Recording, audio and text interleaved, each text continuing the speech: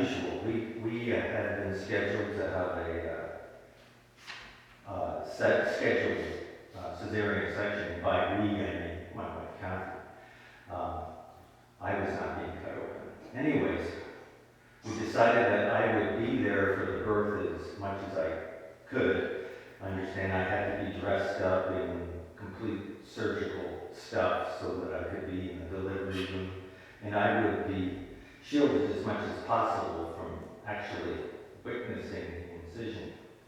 So we got there. We were scheduled for 8:30 in the morning, and I was sent one way and Kath was sent the other way. And I was waiting in a room. It was a very stark room. It had 4 chairs. There was only one person. And the only thing in there was a coffee table with a copy of the hospital news. Not really interesting reading. So I sat in there and waited and waited and waited and waited. About an hour and a half I waited in this room.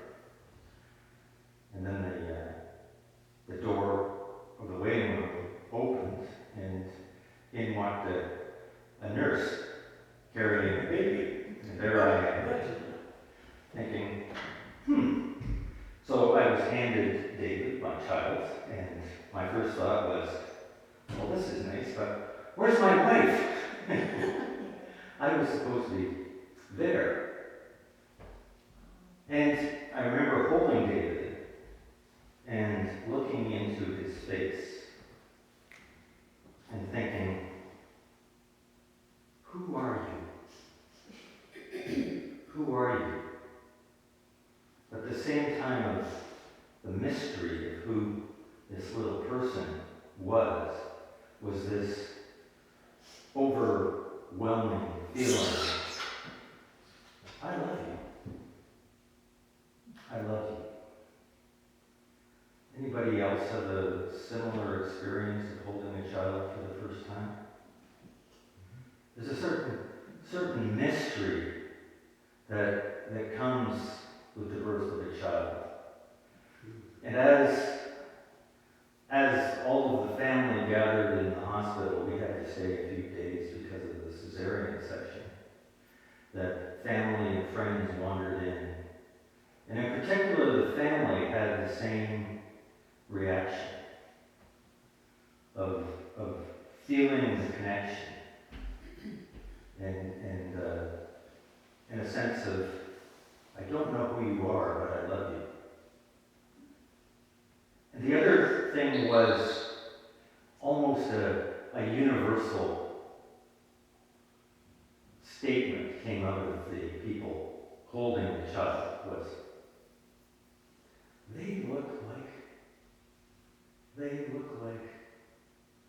There's almost a reaching back through time to recover the face of a beloved person and place it on the face of the newborn. It's I think, an innate human connection to realize the connection of this new person with all that had come before. That the arrival of this new person is connected to everything that has been. Try to think about all of the ancestors that have had to come together so that you could be. How far back in time can you imagine? Now imagine your grandmother doing the same thing, of thinking back to her ancestors. And your grandfather thinking back to his ancestors. And how many generations upon generations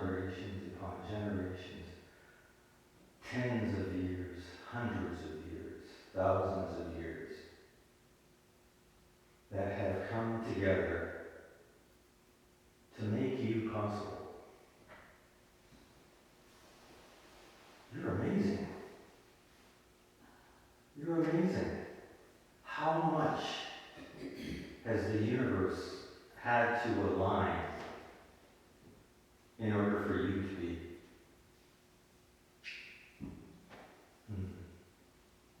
This is a season of wonder as we head towards the welcome of the Christ child, welcoming Jesus.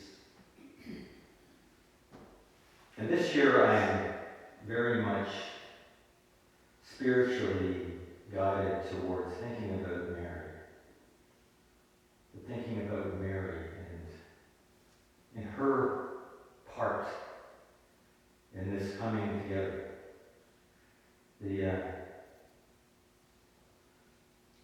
The Christmas songs start to become present at this time of year. Rocking around the Christmas tree, Rudolph the Red-Nosed Reindeer, Have a Holly Jolly Christmas. And then the older ones come, Silent Night, Holy Night. And the ones we sang today, Lo, how a rose ere blooming. O come, Emmanuel. A song of longing, a song of longing. And all of those bring back memories. Isn't it funny how time flows differently at this time of year? That as you hear a song, suddenly you're 5 years old again. Or you hear a song and suddenly you remember being with children and their amazement around the Christmas tree. We travel through time in these traditional songs. There's one line that's hitting me hard this year, one that brings back so much. The hopes and dreams of all the years all rest in you tonight. The hopes and dreams of all the years all rest in you tonight. And I think of Mary.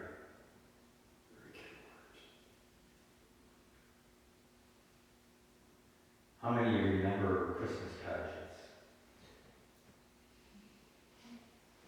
Beautiful occasions. I was in so many of them. You were in so many of them. Catholic school. Yeah. It was mandatory. Yeah. One of my favorite Christmas movies is Love, Actually. Do you know that one?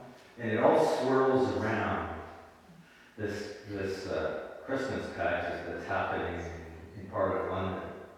And I remember Emma Thompson, who plays the mother of the child, was there when the child receives her goal assignment for the Christmas and said, what are you playing? He said, Third Lobster. Third Lobster. He says, was there a lobster present at the birth of Jesus? Duh. But it's pointing out that the point of the pageant is not for historical accuracy, it's to involve as many children in the wonder of what's going on and making them feel part of it.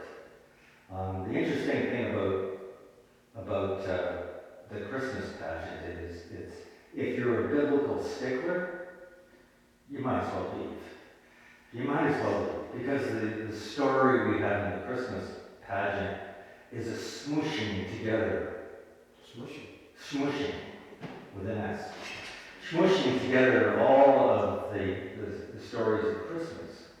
So we get Mary and Joseph and the manger, and we get the shepherds coming. That's the Gospel of Matthew. And then we have the wise men coming, and that's the shepherds are the Gospel of Luke. The wise men and the camels and everything is the Gospel of Matthew. We don't get anything from the Gospel of Mark. Why? Because in the Gospel of Mark there is no Christmas story. There is no story of the birth of Jesus. The beginning of the Gospel, the story of Jesus according to the writer of Mark, is Jesus' baptism in the Jordan. He says, this is the beginning of the Gospel. And the Gospel of John has a very, very different idea of how things came. It begins with a hymn. In the beginning was the Word, and the Word was with God, and the Word was God. And that Word came, and not one thing came into being that didn't come into being through the Word. And the Word became flesh and dwelt among us. That's a Christmas story that begins at the beginning of all time. That comes to the point that even this child only 2,000 years ago, that began at the beginning of time. This beautiful, beautiful convergence of everything coming together, the hopes and dreams of all the years coming together in God made flesh. God Emmanuel amongst us. And the teaching of the church has been that Jesus was and is fully human and fully divine. Completely human and completely God coming together. And it's Mary who brings that completely human side.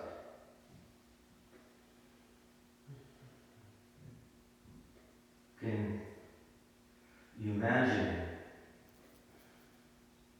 what Mary felt like the first time that God moved within her? The first time that God kicked. The first time holding her child, Jesus, completely human and completely divine. And perhaps looking into the face and saying, "Who are you? Who are you? Who will you be?" I don't think it's going to be a doctor or a lawyer or an engineer. Who are you going to be? And did her relatives and Joseph's family come and look into the face of Jesus and think, "Oh, I see so-and-so. I see my dad. I see my Uncle Harry. Oh, that's my mom's face." Within the beauty of that newborn child. And was everything unfolding, as it says in the Gospel of John, right from the beginning of time? That this event that is the hopes and dreams of all the years had been unfolding through all time. Everything needing to come to pass. Every human intersection through all of the years needing to come together to bring Mary, formed through generation upon generation upon generation upon generation, and entrusted with Jesus to continue that formation from her very being. Everything she ate, everything she drank, every bit of her DNA being knit together into the person who is the hopes and dreams of all the years.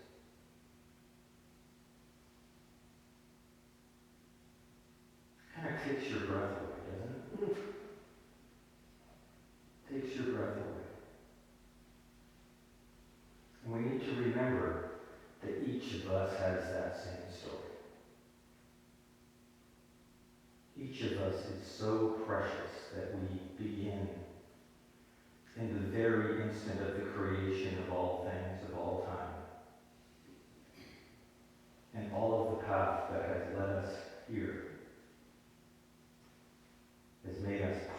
of that great story. For your mom and dad, you were the hopes and dreams of all the years. You were their part in the ongoing creation.